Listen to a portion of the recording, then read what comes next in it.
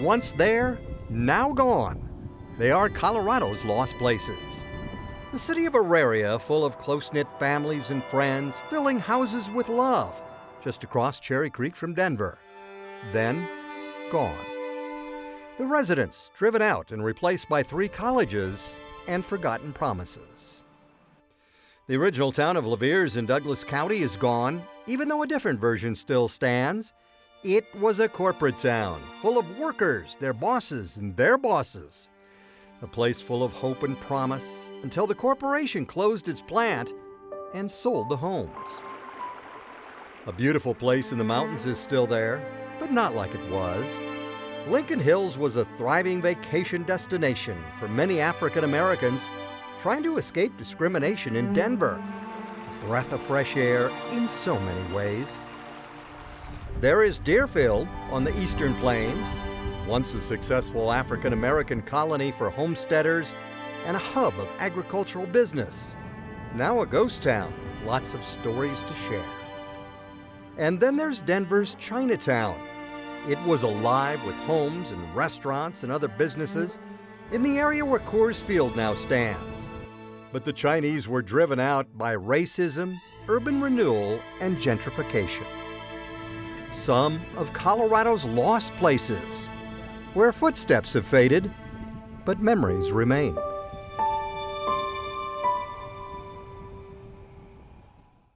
Hello everyone, I'm Gary Shapiro.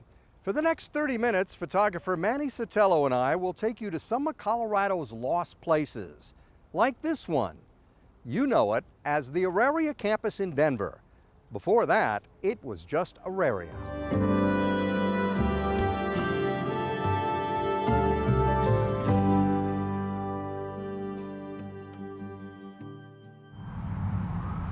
Sitting around a small park just west of downtown Denver is an important piece of Colorado history. You may not even know it is there. 13 houses built about 150 years ago. They are all that's left of the town of Auraria, which merged with Denver in 1860. Old pictures of the people who lived there tell the story of a close-knit, mostly Latino community. Nearly 400 families that were eventually driven out of their homes by the city of Denver. CU Regent Norbert Chavez knows all about it. Prior to that, your grandparents lived 2 houses down and your cousins lived around the corner, and you were protected and you were supported. And that's the part you can't recreate. One of those families was the Torres family. That was your house, right? Yeah, 1033 9th Street. Frances Torres was the youngest of 7 kids who lived on 9th Street with her parents. Does your house still look the same? It looks smaller in my mind because that roof, we used to jump off the roof a lot. Oh my goodness. Frances's house and the other 12 on the street were saved in the early 70s through historic preservation efforts when the rest of the neighborhood was torn down to make room for the Auraria campus. We were labeled blighted, but we didn't feel blighted. That's one of the sad parts of urban renewal and displacement is that you lose the sense of community. One of the houses that was saved is believed to be the oldest brick home in Denver. CU Denver recently remodeled it. It now houses Regent Chavez's office and is used as a community center. Outside is a mural thanking the people who sacrificed to build the campus. Inside is a mural depicting a wedding procession in the old neighborhood. This is one of the houses that is for sure. Recently, Regent Chavez and Auraria Planning Director Carl Meese led a tour of the old houses for people interested in their preservation. We'd love to hear your thoughts on and what it could become in the future. This group would love to see all 13 of the houses restored. Some aren't in very good shape. Auraria campus tenants CU Metro State University and Community College of Denver are all on board, as is the city. We want to save something of the neighborhood. Can we do that? And the city said, absolutely, as long as you raise all the money and do all the work. Yeah, what a deal. So that's what's happening. Money being raised, plans being developed, memories being tapped. All to restore this piece of history so you will know why it is there.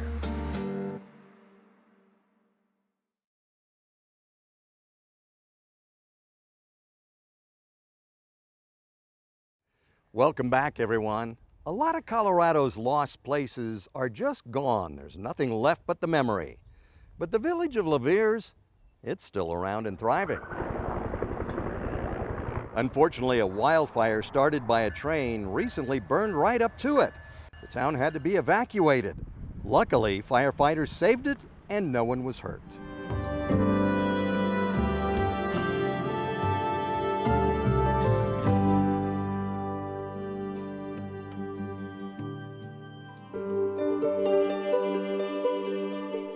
It looked a lot like other small, dusty towns in the early 1900s, but to the people who lived there and their descendants, it was much more.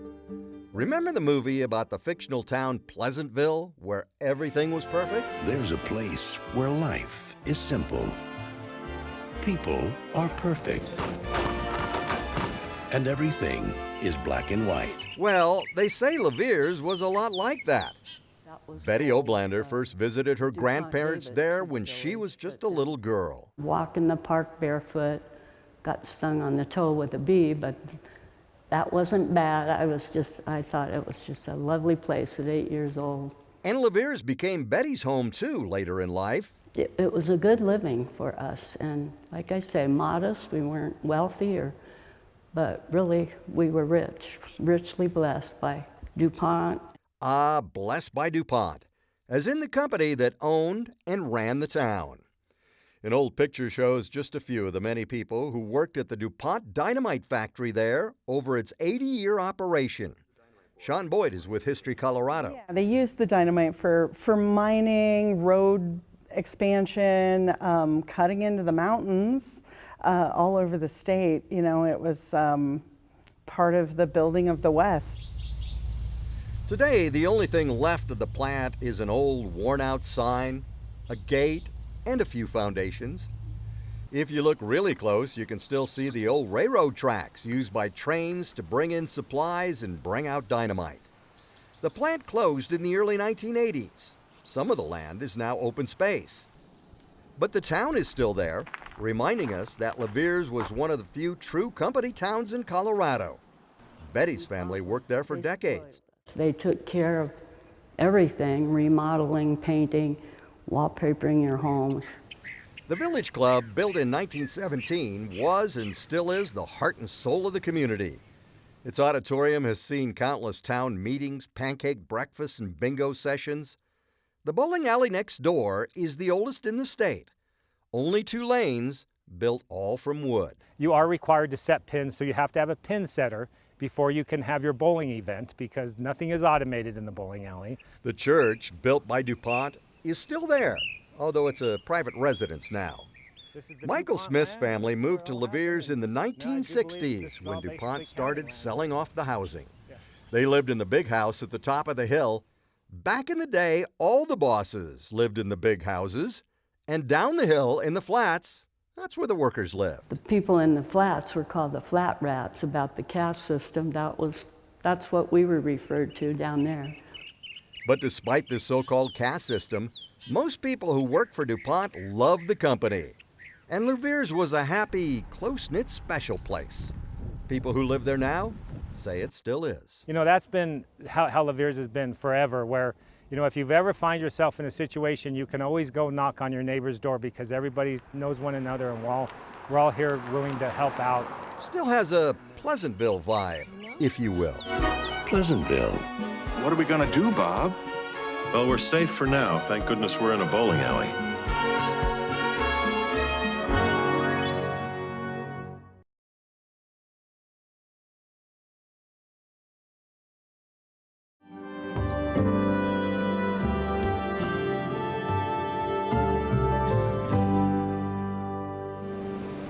The Colorado mountains teach us lessons.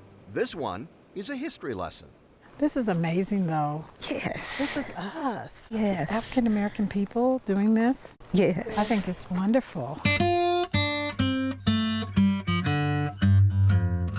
It was about Black joy. It was about Black creativity of being up here. And that's what makes Lincoln Hills such a great place to be. Today, a sign welcomes people to this unique place in Colorado history. Lincoln Hills was founded in 1922 by two developers as a vacation resort for African Americans. Many came up on the train to leave the racial tension in Denver behind and to enjoy the beauty and recreational opportunity of the mountains.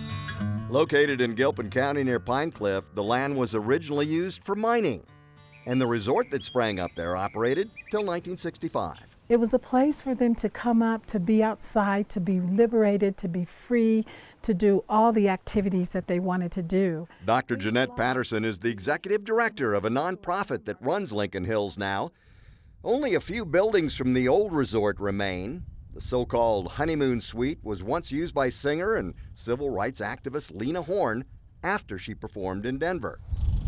Winks Lodge is on the National Historic Register, and there are plans to use grants and donations to restore it. And the old tavern is still there, sitting empty, with a worn-out Coors beer sign standing guard. Mrs. Nelson. Okay. Denver residents Jan Holloway and Winnie Johnson remember the tavern from their visits here as kids. I remember there was a jukebox in, so we would dance or have fun in there while we were waiting for our hot dogs or hamburgers or whatever. People who have been in Colorado, maybe not born here, but been here for 50-some years, have no idea what this place is. And that's why these ladies and others want people to know about it. It's part of the mission of Lincoln Hills Cares, a nonprofit that uses the land, including a nearby lake, for an outdoor leadership program. Classroom there is used mostly in the summertime, and kids that come up here are from underserved neighborhoods in Denver. This is a place where kids just come out and feel free, just like in the history. Yes, Lincoln Hills is a history lesson. And like many history lessons, it brings back a painful time in America for African Americans. But it also brings back wonderful memories for those who enjoyed this place so long ago.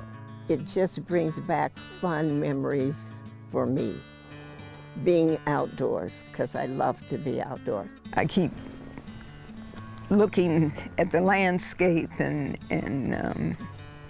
thinking what a gift. Mm-hmm. What a gift. God's country. Yes. What a gift indeed.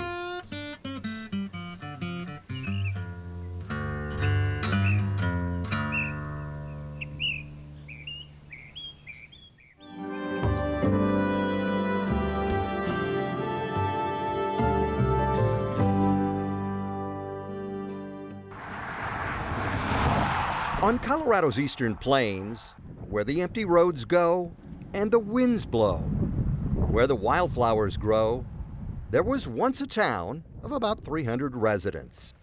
It was not your usual early century community. Most of the people were black. There's not much there now. An old gas station that's being renovated, an old house that needs to be, and the blacksmith shop. Now just a pile of wood, the result of decades of harsh weather and neglect. But from 1910 into the 1920s, these buildings were part of a wonderful place. African American settlers came to chase their dreams. You don't rely on others to raise you up. You raise yourself up. And that was the principle of Deerfield. Raise yourself up. Get some land, start a farm, grow your food. Build a home, own something of meaning to pass along to your kids. Deerfield was started by O.T. Jackson, Oliver Toussaint Jackson. He ran the Negro Town Site and Land Company. He did build it, and they did come. Jackson acquired the land from the state and sold it to settlers at bargain prices. The town was born about the time World War I was creating a big demand for agricultural products. It boomed. You would have seen the store, you've seen the restaurant, you would have seen other buildings and so forth. So it was a highly successful community. It was the kind of place where black residents were friends with their white neighbors around Weld County. They often worked and played together. You had the Ku Klux Klan on the rise in Denver, but out here black people and white people are dancing on the same dance floor. Not just the history of African Americans in Deerfield, but the history of Colorado. and how history unfolded in the past and how our ancestors worked together. Sadly, as successful as Deerfield was, it could not survive the Dust Bowl days of the 1920s. The lack of water and blowing dirt forced many of the settlers into Greeley and Denver, and by 1925, most of the town was torn down and lumber reused. Today, the Deerfield site is mostly owned by the Black American West Museum in Denver. How you doing? UNC Professor Emeritus Robert Brunswig and Professor George June are working with the museum and others to get the federal government to declare Deerfield a National Historic Site. Part of that effort includes using grants to turn this old gas station into a visitor center and O.T. Jackson's house down the road into a museum within the next 2 to 3 years. And so we'll have 2 buildings that are ready to open for visitors, ready to open for school kids to come in. The renovation of this building is well underway, and workers have found history everywhere. O.T. Jackson's name is stenciled on a lot of the beams. And the original exterior wall was recently uncovered, and then unfortunately covered with racist graffiti by people who broke in. This will be fixed, and the graffiti will be taken off and will be repainted, and it'll be shown as an example of what the exterior of the building looked like back then. Deerfield was and is a history lesson. The land was dear to the settlers, thus the name, spelled D-E-A-R, Field. It's a labor of love to kind of bring the past into the present and learn from it and teach others about it. The settlers' dream of passing this land down to future generations, for the most part, never happened. But now at least, its lessons will be passed along. The legacy of a very small settlement out where the winds blow and the wildflowers grow.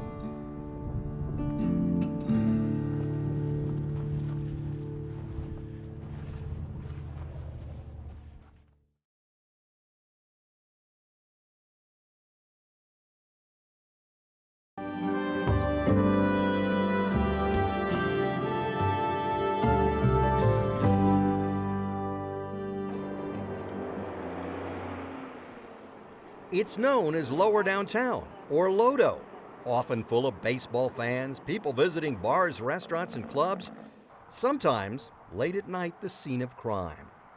But long before it was Lodo, it was Chinatown, and it too was a thriving neighborhood with bars, restaurants, and crime. Again, when you look down onto this block, Linda Lung knows the history. Her family lived and worked there. She says it was also called Hop Alley. Hop Alley is a derogatory term. It was meant to say that the Chinese were hopped up on opium. At one time, this building, where the View House is now, was her great-grandmother's home. The building next door was called Bing Kong Tong. Again, the tongs mean a gathering place. And that's what the name means, but it always has a connotation of something, I think, more sinister. Chinatown existed in this area from the 1860s to the 1940s. Most of the residents had worked on the railroad or at mines near Black Hawk. People entered many of the buildings through the alleys. Ornate decorations could be found in the rooms of the businesses and homes. The Chinese Masonic Lodge was on the corner near where Coors Field is now. Today, the building is still standing, although it's empty. It is a historic landmark. There were many successful Chinese business people, but there was also gambling, prostitution, and opium. This is our history. There's good, bad, or ugly, I think, in everybody's history. The ugly history was on display in 1880, when racism was rampant in Denver and a riot broke out in Chinatown. The sad story is part of an exhibit at History Colorado called Where is Denver's Chinatown? A fight started in a pool hall, and when word got out, a lot of white people showed up. Josie Chang Order is co-developer of the exhibit. It's politically useful to talk about Chinese people as scapegoats for the reasons that the American West is really starting to struggle economically. And so it's against this backdrop that we have the anti-Chinese riot. They destroyed Chinatown, a lot of it, they burned it, and unfortunately a man lost his life, and that's Luke Young. and he worked in one of the laundries. Amazingly, after the riot, the Chinese people rebuilt their neighborhood, and it stood and thrived for another 40 years. Linda Ju's family also lived in Chinatown. She says the Chinese people were not allowed to live anywhere else, and others in Denver never did like that they were there. They didn't know anything about the culture. They thought it was strange and dangerous. Gentrification, pre-gentrification. And so in the 1940s, they really start to push people out. Once again, Chinatown was getting torn down, this time not because of a riot, but because of urban renewal. They use a lot of the same old racist kind of tropes about, oh, this is a dark and scary and unhygienic and dangerous neighborhood. And so for your own good, for the betterment of the city, we're going to actually just get rid of this. Today, there are very few reminders in Lodo of that time, but descendants like Linda Lung would love to change that. With the help of a group called Colorado Asian Pacific United, they are making plans to raise money for a museum and cultural center to tell their story. There was a thriving Chinatown, and that they succeeded with all of these obstacles. The Chinese are being recognized for their contribution to America and the hardships they suffered to stay in this country. Maybe someday we'll be able to visit Lodo and learn why the city doesn't have a Chinatown like New York, San Francisco, or lots of other cities. It is the story of what happened to Denver's Chinatown. We hope you've enjoyed our look at some of Colorado's lost places. Albert Einstein once said, "We learn from yesterday, we live for today, and we hope for tomorrow." That is also a lesson from some of the places that were there once and are now gone. Thanks for joining us.